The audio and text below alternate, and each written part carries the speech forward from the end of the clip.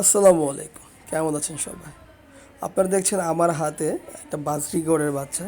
আসলে এটা হচ্ছে আমার হোম ব্রিড বেবি।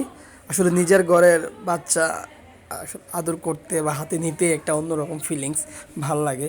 আপনি যখন একটা পাখি পুষবেন, ওটাকে লালন পালন করবেন, তারপর হচ্ছে ওই বাচ্চাটা ওই পাখিটা থেকে যখন বাচ্চা হবে, বড় হবে, মাশাআল্লাহ সুন্দর কোয়ালিটি হবে, গ্রোথ হবে, এমনিই ভাল লাগে।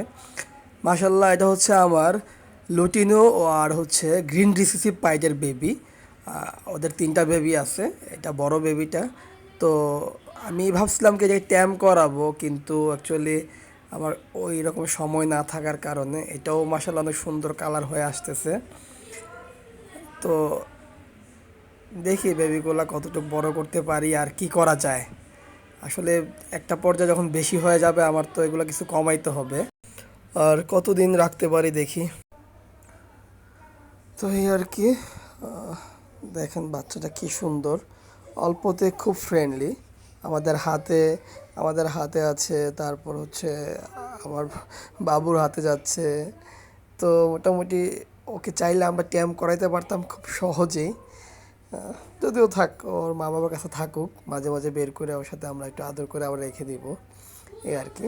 তো সবাই দোয়া করবেন আমার বেবিগুলোর জন্য, আমার এভিয়ারের জন্য। আসসালামু আলাইকুম।